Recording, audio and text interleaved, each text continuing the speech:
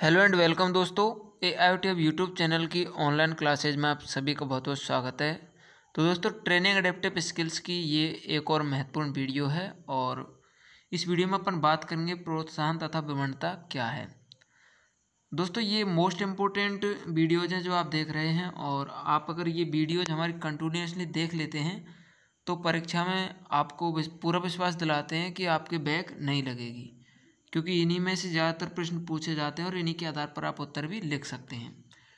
तो दोस्तों, अब बात कर लेते हैं प्रोत्साहन क्या है। तो नॉर्मल अगर भाषा में अपन देखें तो प्रोत्साहन को आप सभी जानते हैं, लेकिन प्रोत्साहन को परिभाषित करना, प्रोत्साहन कितने प्रकार का होता है, प्रोत्साहन का उपयोग कैसे होता है और किस लिए ये काम में आता है, ये सभी चीज़ों से अपन बिल्कुल सहमत हैं और अपन को थोड़ा थोड़ा इनके बारे में पता है। लेकिन अब अपन विस्तार से जानेंगे प्रोत्साहन के बारे में। तो दोस्तों, प्रोत्साहन जो होता है वह एक अस्थायी सहायता का रूप होता है, और ये अस्थायी सहायता उस समय दी जाती है जब बालक किसी कार्य को करने में असमर्थ होता है, या फिर किसी वांछित व्यवहार को प्रदर्शित करने में बालक जब असमर्थ होता है तब उसे प्रोत्साहन दिया जाता है। प्रोत्साहन जो होता है जब विद्यार्थी कौशल के निष्पादन को सीख जाता है तो अस्थायी सहायता धीरे धीरे विवर्धन कर दी जाती है। जब दोस्तों बालक किसी भी कौशल को पूर्णतः सीख जाता है तो प्रोत्साहन धीरे धीरे कम कर दिया जाता है। शुरू में दोस्तों जब बालक व्यवहार को प्रदर्शित नहीं कर रहा है, आप जो कार्य बालक को सिखाना चाह रहे हैं वह नहीं सीख रहा है, तो हमें शुरुआत में उसे प्रोत्साहन देने की आवश्यकता होती है। लेकिन जैसे जैसे बालक कार्य करना सीख जाता है, परिपक्वता की ओर बढ़ता जाता है उस कार्य के प्रति, तब दोस्तों प्रोत्साहन कम कर दिया जाता है। अब यहाँ पर बात करते हैं दोस्तों विभिन्न प्रकार के प्रोत्साहन और विभिन्न प्रकार की जो विवरणता की विधियाँ हैं वह दोस्तों कौन कौन सी हैं।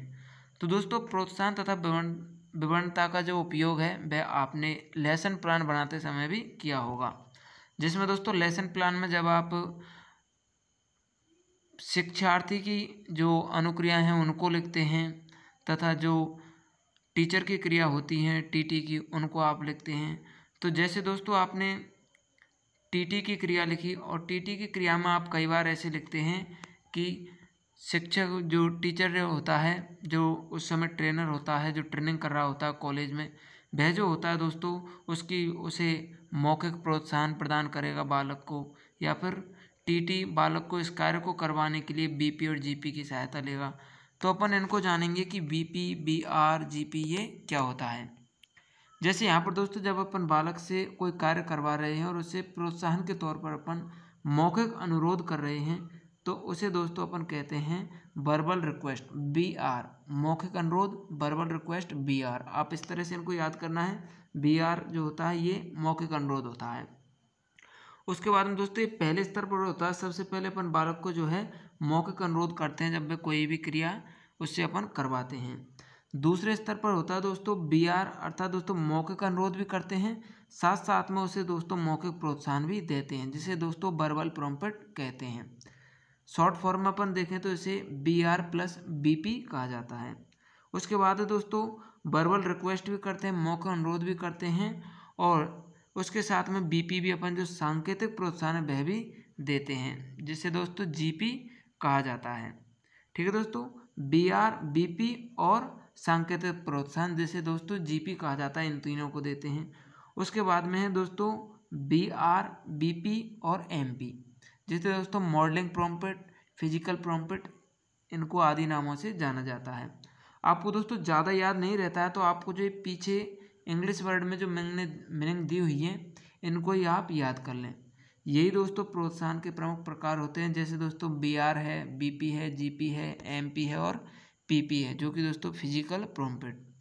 शारीरिक प्रोत्साहन जो होता है दोस्तों यह 5वें स्तर का प्रोत्साहन होता है और अंतिम स्तर पर ये दिया जाता है।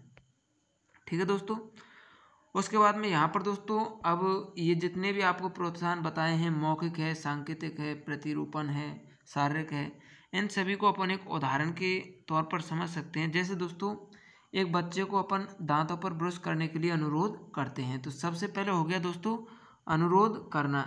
इसके अंतर्गत आएगा दोस्तों आपका मौखिक, आपने अनुरोध किया, ये आएगा वर्बल रिक्वेस्ट। ठीक है दोस्तों, BR के अंतर्गत। उसके बाद में अगर बच्चा दोस्तों दांतों पर ब्रश नहीं करता है तो अपन उसको मौखिक प्रोत्साहन देंगे। अब दोस्तों मौखिक प्रोत्साहन किसके अंतर्गत आ गया? ये आ गया बीपी के अंतर्गत, वर्बल प्रॉम्प्ट्स। उसके बाद दोस्तों कुछ सेकंडों का इंतजार करेंगे और जब कोई प्रतिक्रिया न हो तो अगले स्तर की सहायता दी जाएगी। इसी प्रकार दोस्तों प्रक्रिया के आधार पर प्रोत्साहन के स्तर को अपन बढ़ाते जाते हैं।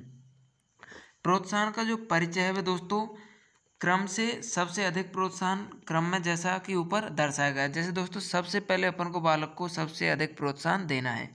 उसके बाद में जैसे जैसे बालक कार्य को करने लग जाता है, बातों को सीखने लग जाता है, तब अपन प्रोत्साहन को कम कर सकते हैं। यहाँ पर बात करते हैं दोस्तों मौखिक प्रोत्साहन क्या होता है। और यहाँ से दोस्तों एक प्रश्न निकल कर के हर परीक्षा में पूछा जाता है। आपकी जब भी डीएड की एग्जाम होती है यहाँ से प्रश्न जरूर आता है। जैसे दोस्तों मौखिक प्रोत्साहन, तो मौखिक प्रोत्साहन कौन कौन सा होता है? जैसे दोस्तों कोई अतिरिक्त निर्देश देना, महत्वपूर्ण शब्दों पर जोर दे करके बोलना। इसके अलावा है दोस्तों एक शब्द बोलकर स्मरण करवाना, निर्देशों के महत्वपूर्ण भाग पर ध्यान केंद्रित करना। ये होता है दोस्तों मौखिक प्रोत्साहन। दूसरा है सांस्कृतिक प्रोत्साहन। जो सांस्कृतिक प्रोत्साहन होता है इसे दोस्तों सांकेतिक प्रोत्साहन भी कहते हैं। सांकेतिक प्रोत्साहन में क्या होता है दोस्तों? इसमें उंगलियों से दोस्तों प्रतिक्रिया करके बालक को संकेतों के आधार पर बताया जाता है।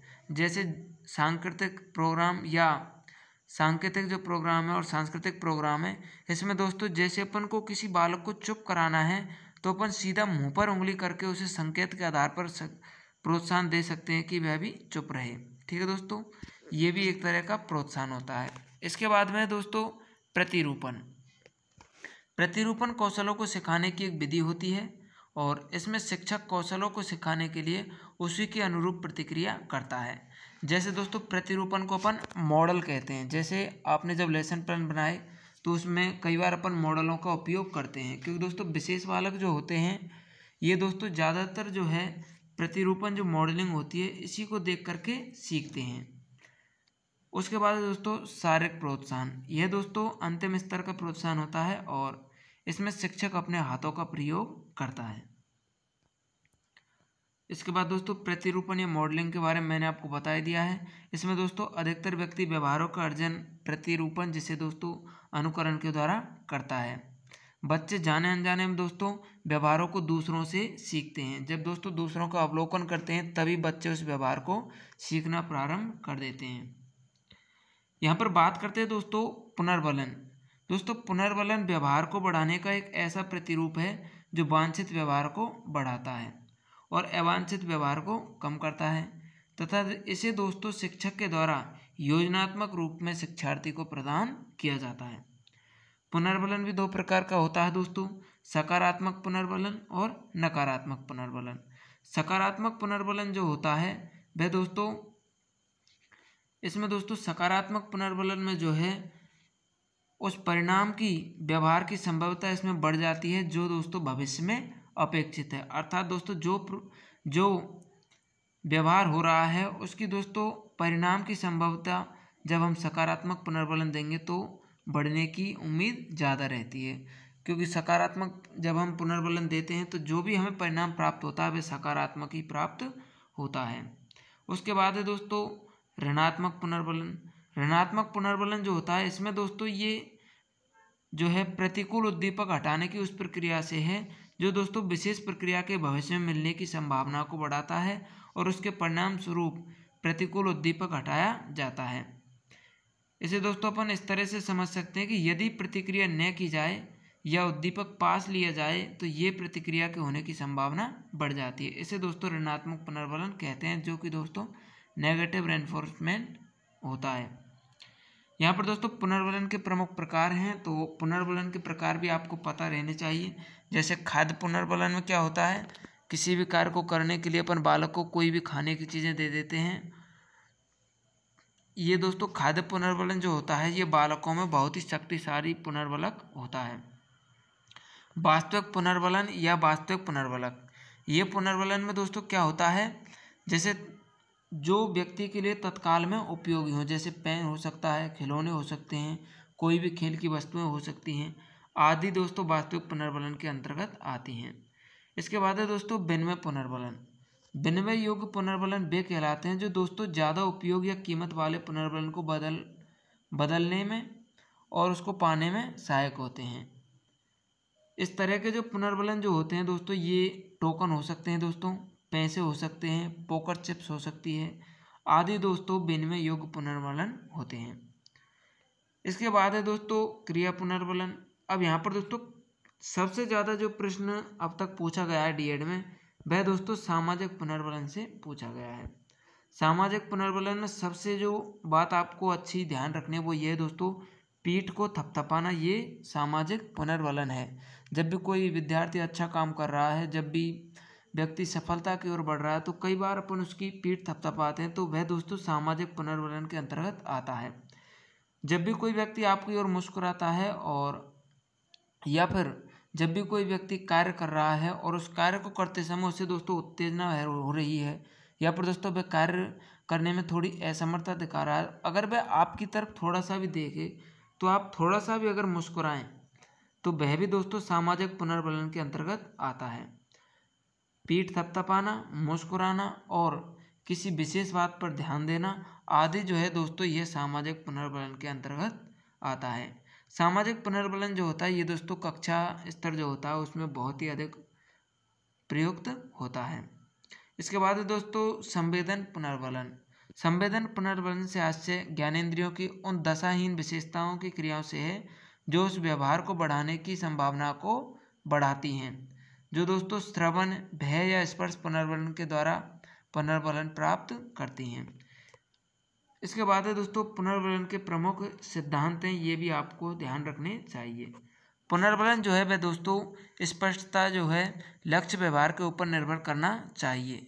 दूसरे शब्दों में अपन बात करें तो उचित व्यवहार के लिए उचित व्यवहार नहीं तो दोस्तों कोई पुनर्बलन नहीं। अर्थात जब तक बालक जो है सकारात्मक व्यवहार नहीं कर रहा तब तक आप उसको पुनर्बलन न दें।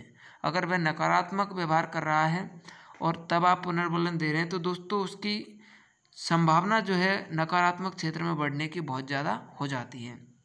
दूसरा है दोस्तों पुनर्बलन जो है वह लक्ष्य व्यवहार होने के तुरंत बाद में दिया जाना चाहिए। ऐसा नहीं दोस्तों लक्ष्य व्यवहार अभी हो रहा है और आप पुनर्बलन उसे बहुत ज़्यादा दिनों के बाद दे रहे हैं, ऐसा नहीं है। पुनर्बलन जो है वह व्यवहार के संपन्न होने के तुरंत बाद में दिया जाना चाहिए।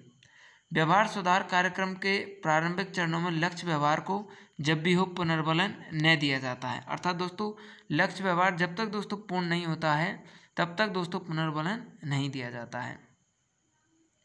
जब विशेष व्यवहार बालक को ग्रहण कर लिया जाता है तो एक शिक्षक को चाहिए कि वह पुनर्बलन को रोक रोक कर दे और अंततः जब बालक पूर्ण व्यवहार करना सीख लेता है तो पुनर्बलन को समाप्त भी किया जा सकता है। तो ये था दोस्तों आज का अपन का टॉपिक पुनर्बलन को लेकर के। उम्मीद है दोस्तों आपको ये अच्छा लगा होगा और जल्दी हम दोस्तों डीएड के जो मॉडल पेपर्स हैं वह भी आपको पर सब्जेक्ट के दो उपलब्ध करवा देंगे, जिससे आपकी समझ विकसित हो जाएगी। हम ये तो नहीं कहेंगे कि उन मॉडल पेपर में से आपको 100% वहाँ पर सभी प्रश्न देखने को मिलेंगे, लेकिन आपको उत्तर देने की और प्रश्नों की एक समझ उन मॉडल पेपरों के आधार पर विकसित हो जाएगी।